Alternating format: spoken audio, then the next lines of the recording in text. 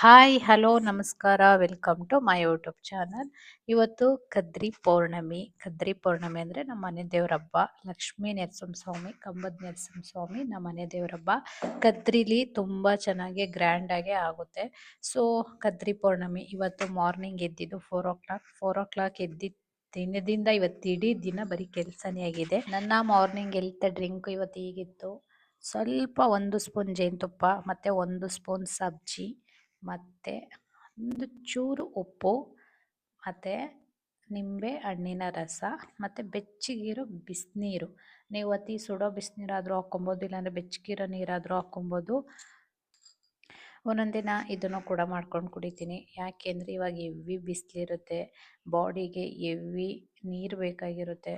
So ಅವಾಗವಾಗ ಈ ಥರ ಮಾಡ್ಕೊಂಡು ಕುಡಿದ್ರೆ ನೀವು ತಣ್ಣೀರೇ ಕುಡೀರಿ. ಅದ್ರ ಜೊತೆಗೆ ಸ್ವಲ್ಪ ನಿಂಬೆ ರಸ ಮತ್ತು ಸ್ವಲ್ಪ ಉಪ್ಪನ್ನ ಹಾಕ್ಕೊಂಡು ಕುಡೀರಿ. ನಮ್ಮ ಬಾಡಿಗೆ ಎಷ್ಟು ಇವಾಗ ನೀರು ಬೇಕು ಅಂದರೆ ತುಂಬಾ ಅವಶ್ಯಕತೆ. ಸೊ ನಿಮಗೆ ನೀರು ಕುಡಿಬೇಕು ಅಂದಾಗೆಲ್ಲ ಸ್ವಲ್ಪ ಉಪ್ಪು ಮತ್ತು 1-2 ಹನಿ ನಿಂಬೆ ರಸ ಹಾಕ್ಕೊಂಡು ನೀರು ಕುಡಿದ್ರೆ ತುಂಬಾ ಒಳ್ಳೆಯದು. ಇಲ್ಲಾಂದರೆ ಹಣ್ಣಿನ ಪದಾರ್ಥಗಳು ಈ ಟೈಮಲ್ಲಂತೂ ನೀರಿನಂಶ ಇರೋ ಪದಾರ್ಥಗಳಂತೂ ಹೆವಿ ಬರುತ್ತೆ. ಆರೆಂಜು, ವಾಟರ್ ಮಿಲನ್ನು, ಗ್ರೇಪ್ಸು, ಇದೆಲ್ಲ ಅಂತೂ ಹೆವಿ ಇರುತ್ತೆ. ಅದ್ರ ಜೊತೆ ಕುಕುಂಬರು, ಇದನ್ನೆಲ್ಲ ಚೆತ್ತವಾಗಿ ತಿನ್ನಿ. ಈ ಟೈಮಲ್ಲಂತೂ ತುಟಿ ಹೆವಿ ಡ್ರೈ ಆಗ್ತಾ ಇರುತ್ತೆ. ಸೊ ಆದಷ್ಟು ತುಟಿ ಡ್ರೈ ಆಗೋದಕ್ಕೆ ಬಿಡಬೇಡಿ. ಸೊ ಮಾರ್ನಿಂಗು ಈ ಥರ ಜ್ಯೂಸ್ ಕುಡ್ಕೊಂಡು ಬನ್ನಿ, ಅದೇ ನಿಮಗೆ ಅಭ್ಯಾಸ ಆಗುತ್ತೆ. ಹುಣ್ಣಿಮೆ ದಿನ ಅಥವಾ ಅಮಾವಾಸ್ಯೆ ದಿನ ಈ ಥರ ಮಾಡಿಕೊಂಡ್ರೆ ಮನೇಲಿರೋ ನೆಗೆಟಿವ್ ಇರಲ್ಲ. ಮತ್ತು ನಮಗೇನಾದ್ರೂ ದೃಷ್ಟಿ ಏನಾರಾಗಿದ್ದರೆ ಅದು ಕೂಡ ನಿವಾರಣೆ ಆಗುತ್ತೆ. ನಮ್ಮ ಹಿಡಿಯಷ್ಟು 1 ಕಲ್ಲುಪ್ಪು ಮತ್ತು 1 ಚಿಟಿಕೆ ಅರಿಶಿಣ ಹಾಕಿ ಒಂದು 10 ನಿಮಿಷ ಅದು ಉಪ್ಪು ಕರ್ಗೋದಿಕ್ಕೆ ಬಿಟ್ಟು ಅದನ್ನು ನಾವು ನೆಲ ಒರೆಸ್ತೀವಲ್ಲ ಅದಕ್ಕೆ ಹಾಕ್ಕೊಂಡು ನೆಲ ಒರೆಸ್ಕೊಳ್ಳಿ. ಹೀಗೆ ಮಾಡೋದ್ರಿಂದ ನಿಮ್ಮ ಮನೆಯಲ್ಲಿ ದೃಷ್ಟಿ ಏನಾರ ಆಗಿದ್ದರೆ ಸೊ ಕ್ರಮೇಣವಾಗಿ ಕಮ್ಮಿ ಆಗುತ್ತೆ. ಇಲ್ಲಾಂದರೆ ಎವ್ರಿಡೇ ಉಪ್ಪನ್ನ ಹಾಕಿ ಆ ಉಪ್ಪು ಹಾಕ್ಕೊಳ್ಳೋದ್ರಿಂದನೂ, ಉಪ್ಪು ಹಾಕ್ಕೊಂಡು ನೆಲ ಒರೆಸೋದ್ರಿಂದನೂ ಸೊ ಕ್ರಮೇಣವಾಗಿ ನಿಮ್ಮಲ್ಲಿ ದೃಷ್ಟಿ ಇದ್ದರೆ, ಸರಳವಾಸು ದೋಷ ಇದ್ದರೆ ಅದು ಕೂಡ ನಿವಾರಣೆ ಆಗುತ್ತೆ. ಇಲ್ಲಿ ನಾನು ಇವತ್ತಿಗೆ ಪೊಂಗಲ್ ಮಾಡ್ಕೊಳ್ತಾ ಇದ್ದೀನಿ. ನಾನು ಪೊಂಗಲ್ ಅನ್ನಲ್ಲ, ಇದು ಬೆಲ್ಲದನ್ನ, ನಮ್ಮ ಸೈಡ್ ಮಾಡುವಂಥ ಬೆಲ್ಲದನ್ನ. ಅಕ್ಕಿನ ನೀಟಾಗಿ ವಾಶ್ ಮಾಡಿ ಇಟ್ಕೊಂಡು ಅದಕ್ಕೆ ಬೆಲ್ಲ ಹಾಕ್ಕೊಂಡು ಕೂಗಿಸ್ಕೊಬೇಕು. 2-3 ವಿಸಲು, ನಮ್ಮ ಕುಕ್ಕರ್ ಮೇಲೆ ಡಿಪೆಂಡು ಎಷ್ಟು ವಿಸಲ್ ಬರುತ್ತೆ ನಿಮ್ಮ ಕುಕ್ಕರು ಅಂತ. ಸೊ ಇಲ್ಲಿ ನಾನಂತೂ 4 ವಿಸಲು ಕೂಗಿಸ್ಕೊಳ್ತೀನಿ. ಯಾಕೆಂದರೆ ಬೆಲ್ಲ ಹಾಕಿರೋದ್ರಿಂದ ಅಕ್ಕಿ ಬೇಗ ಬೇಯಲ್ಲ, ಅದಕ್ಕೋಸ್ಕರ 4 ವಿಸಲ್ ಬರಲೇಬೇಕು. ನಾವು ಇದನ್ನು ಬೆಲ್ಲದನ್ನ ಅಂತ ಮಾಡ್ತೀವಿ. ನಾನಿಲ್ಲಿ ಕೊಬ್ಬರಿ ತೊಗೊಂಡಿದ್ದೀನಿ, ನೀವು ಅಥವಾ ಕಾಯಿ ಆದರೂ ತೊಗೊಬೋದು. ಕೊಬ್ಬರಿನ ಈ ಥರ ತುರ್ಕೊಳ್ತಾ ಇದ್ದೀನಿ. ನೀವು ತುರಿದಾರು ಹಾಕ್ಕೊಬೋದು, ಇಲ್ಲಾಂದರೆ ಕಾಯಿ ತುರಿ ಬರುತ್ತಲ್ಲ ಆ ಮಣೆಲಾದರೂ ಹಾಕ್ಕೊಬೋದು. ಮತ್ತು ಏಲಕ್ಕಿ ಇಷ್ಟೇ, ಮತ್ತು ಹಾಲು. ಸೊ ಇವಾಗ 4 ವಿಸಲ್ ಕೂಗಿದೆ. ಇದಾದ ನೋಡಿ, ಈ ಥರ ಗಟ್ಟಿಗಾಗ್ಬಿಟ್ಟಿರುತ್ತೆ. ಇವಾಗ ಅರ್ಧ ಗ್ಲಾಸ್ ಹಾಲು ಮತ್ತು ಕಾಯಿ ಮತ್ತು ಏಲಕ್ಕಿ ಇಷ್ಟನ್ನ ಹಾಕ್ಕೊಂಡು 5 ನಿಮಿಷ ಕುದಿ ಬಂದರೆ ಬೆಲ್ಲದನ್ನ ರೆಡಿ ಆಯಿತು. ನಾನು ಬೆಲ್ಲ ಸ್ವಲ್ಪ ಕಪ್ಪು ಬೆಲ್ಲ ಹಾಕಿರೋದ್ರಿಂದ ಈ ಥರ ಬೆಲ್ಲದನ್ನ ಆಗಿದೆ. ವೈಟು ಬೆಲ್ಲ ಹಾಕ್ಕೊಂಡ್ರೆ ಅದೇ ಒಂಥರ ಬೆಲ್ಲದನ್ನ ಬರುತ್ತೆ. ಟೇಸ್ಟ್ ಮಾತ್ರ ಸೂಪರಾಗಿರುತ್ತೆ. ಸಲ ಟ್ರೈ ಮಾಡಿ. ಇಲ್ಲಾಂದರೆ ನೀವು ಪಚ್ಚಕರ್ಪೂರ ಬರುತ್ತಲ್ಲ ಅದು ಸ್ವಲ್ಪ ಹಾಕ್ಕೊಬೋದು, ಜಾಸ್ತಿ ಎಲ್ಲ ಸ್ವಲ್ಪ. ಅದು ಹಾಕೋರಂತೂ ಇನ್ನೂ ಫ್ಲೇವರ್ ತುಂಬಾ ಚೆನ್ನಾಗಿರುತ್ತೆ. ಸೊ ಫೈನಲಿ ಬೆಲ್ಲದನ್ನ ರೆಡಿ ಆಯಿತು ನೈವೇದ್ಯಕ್ಕೆ, ಇವತ್ತಿನ ನೈವೇದ್ಯಕ್ಕೆ. ಇದಕ್ಕೆ ಹೋಲಿ ಹಬ್ಬ ಅಂತ ಅಂದರೆ ನಮ್ಮಲ್ಲಿರೋ ದುಷ್ಟತನನ ನಿವಾರಣೆ ಮಾಡೋದು ಅಂತ ನನಗೆ ಯಾರೋ ಹೇಳಿದ್ದು. ಯಾರೂ ಅಲ್ಲ, ಲಾಸ್ಟ್ ಇಯರು ನಾವು ಹರಿಹರ ಹೋಗ್ತೀವಿ. ಅಲ್ಲಿಗೆ ಹೋಗ್ಬೇಕಾದ್ರೆ ಅವರು ನಮ್ಮ ಗುರುಗಳು ನಮ್ಮಲ್ಲಿರೋ ಯಾವುದಾದ್ರೂ ಕೆಟ್ಟ ಚಟ ಅಥವಾ ದುಷ್ಟತನ ಏನಾದರೂ ಇರ್ಬೋದು. ಇವಾಗ ಕೋಪ, ಅಹಂಕಾರ, ಈಗೋ, ಕೆಟ್ಟ ಚಟ ಎಲ್ಲ ಇರುತ್ತಲ್ಲ, ಅದನ್ನು ಬಿಟ್ಟು ಒಳ್ಳೇದು ಯಾವ್ದಾದ್ರು ರೂಢಿ ಮಾಡ್ಕೊಳ್ಳೋದೇ ಹೋಲಿ ಹಬ್ಬ ಅಂತ ಹೇಳ್ತಾರೆ. ಸೊ ಇದು ವಂಶ ಪಾರಂಪರೆಗೂ ಕೆಲವು ಮನೇಲಿ ಬಂದಿರುತ್ತೆ.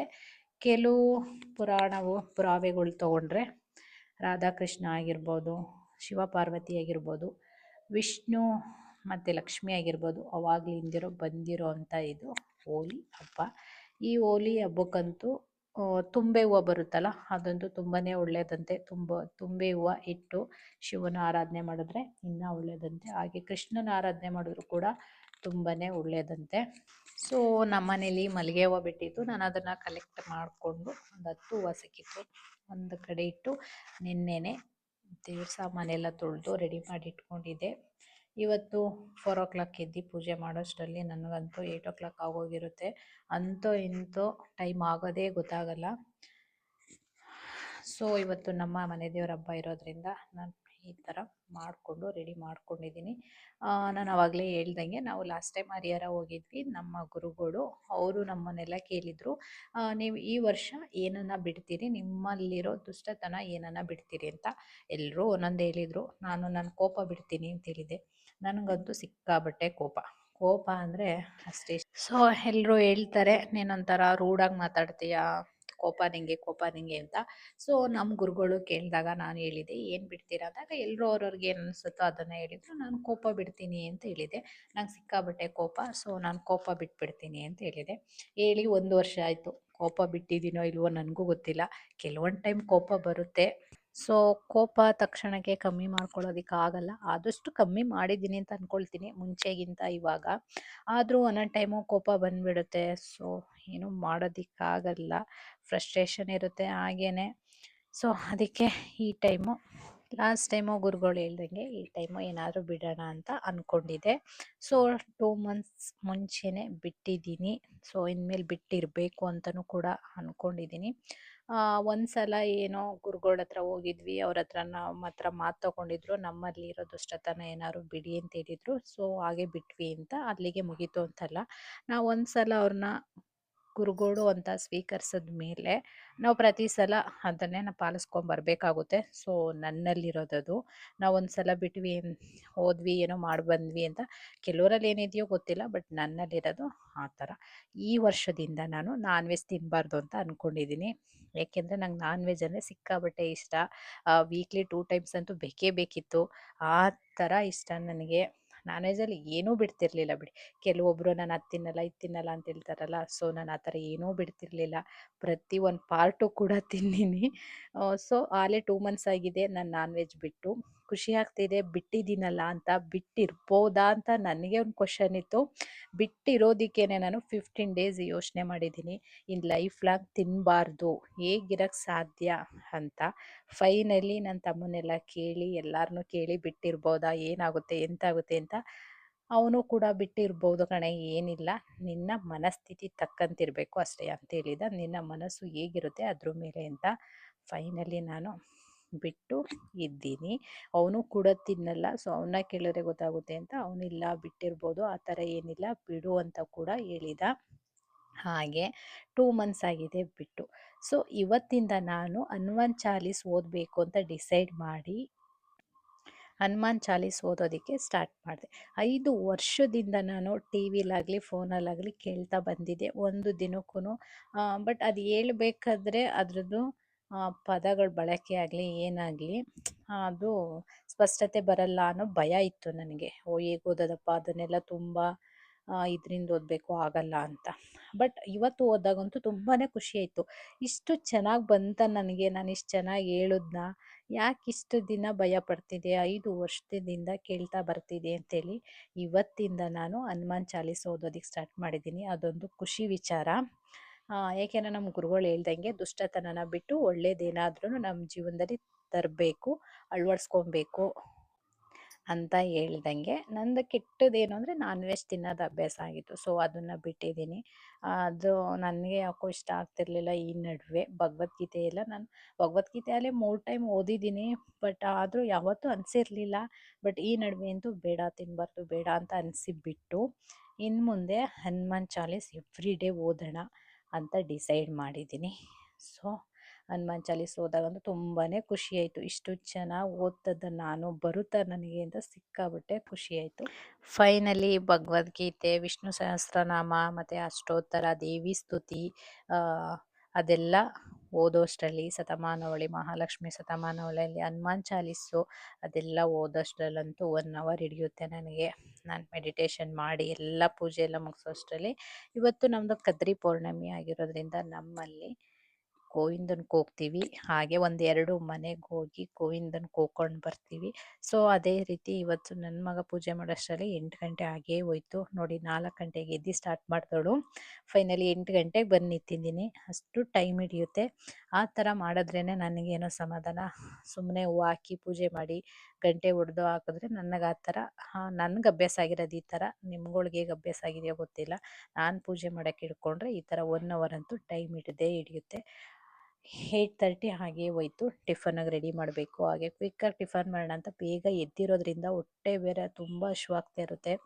ಸೊ ಲೆಮನ್ ರೈಸ್ ಮಾಡೋಣ ಅಂತೇಳಿ, ಕ್ವಿಕ್ಕಾಗಿ ಆಗುತ್ತೆ ಅಂತೇಳಿ ಲೆಮನ್ ರೈಸ್ ಮಾಡೋದಕ್ಕೆ ಒಂದು ಸೈಡ್ ಅನ್ನ ಇಟ್ಟು ಇವಾಗೆಲ್ಲ ಹೆಚ್ಕೊಂಡು ಸ್ವಲ್ಪ ಎಣ್ಣೆ, ಸಾಸಿವೆ, ಜೀರಿಗೆ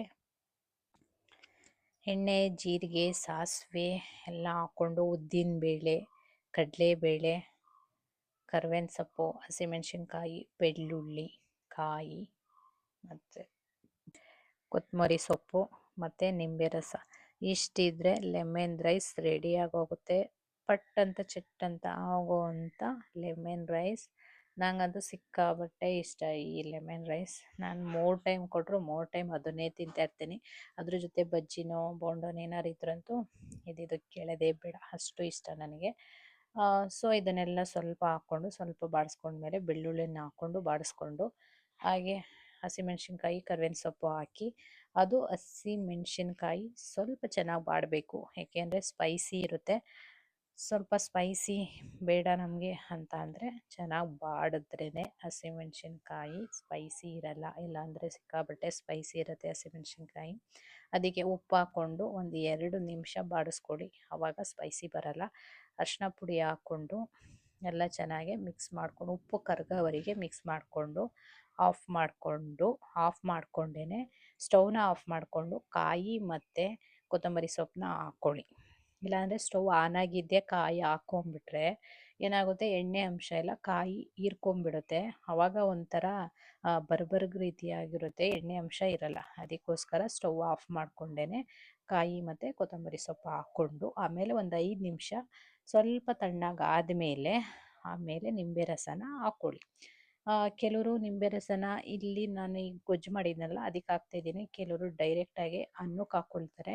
ನಾನು ಗೊಜ್ಜು ಮಾಡಿ ಇಟ್ಕೊಳ್ಳೋದ್ರಿಂದ ಗೊಜ್ಜಿಗೆ ಹಾಕ್ಕೊಳ್ತೀನಿ. ಕೆಲವರು ಅರಿಶಿನ ಮತ್ತು ನಿಂಬೆ ರಸನ ಈ ಥರ ಅನ್ನ ಕಲಿಸ್ಕೊಳ್ತೀರಲ್ಲ ಆವಾಗ ಹಾಕ್ಕೊಳ್ತಾರೆ. ಗೊಜ್ಜನ್ನೇನು ಇಟ್ಕೊಳಕ್ಕೆ ಹೋಗಲ್ಲ ಅವರು, ಇಲ್ಲಿ ಹಾಕ್ಕೊಳ್ತಾರೆ. ಸೊ ಗೊಜ್ಜು ಇಟ್ಕೊಬೇಕು ಅಂತ ಅಂದರೆ ಗೊಜ್ಜಿಗೆ ಹಾಕ್ಕೊಳ್ಳಿ. ಆಮೇಲೆ ಕಡಲೆ ಬೀಜನ ಫಸ್ಟೇ ಎಣ್ಣೆಗೆ ಹಾಕಿ ಫ್ರೈ ಮಾಡಿ ಎತ್ತಿಟ್ಕೊಂಡಿರ್ತೀನಿ. ಈ ಕಡಲೆ ಬೀಜನೇ ಇದಕ್ಕೆ ಟೇಸ್ಟ್ ಕೊಡೋದು. ಗೈಸ್ ಫೈನಲಿ ಇವತ್ತಿನ ಎಲ್ಲ ಮುಗೀತು. ಹಾಗೆ ನನ್ನ ಏನಿದೆ ಒಂದನ್ನು ಕಳೆದು ಒಂದನ್ನು ತೊಗೊಂಡಿದ್ದೀನಿ. ಅಂದರೆ ನನ್ನಲ್ಲಿ ಏನಿತ್ತು ಕೆಟ್ಟ ಅಭ್ಯಾಸ ಅದನ್ನು ಬಿಟ್ಟು ಒಳ್ಳೆಯ ಅಭ್ಯಾಸನ ತೊಗೊಂಡಿದ್ದೀನಿ. ನಿಮಗೆ ಈ ಥರ ಏನಾದರೂ ಅನಿಸಿದರೆ ಮಾಡಬೇಕು ಅಂತ ಏನಾರು ಅನಿಸಿದರೆ ನೀವು ಕೂಡ ಫಾಲೋ ಮಾಡಿ. ಹಾಗೆ ನಮ್ಮ ವಿಡಿಯೋ ಇಷ್ಟ ಆಗಿದರೆ ಲೈಕ್ ಮಾಡಿ, ಶೇರ್ ಮಾಡಿ, ಫ್ರೆಂಡ್ಸು ಫ್ಯಾಮಿಲಿಗೆ ಶೇರ್ ಮಾಡಿ. ಹಾಗೆ ನಮ್ಮ ಚಾನಲ್ನ ಸಬ್ಸ್ಕ್ರೈಬ್ ಮಾಡಿ. Thank you.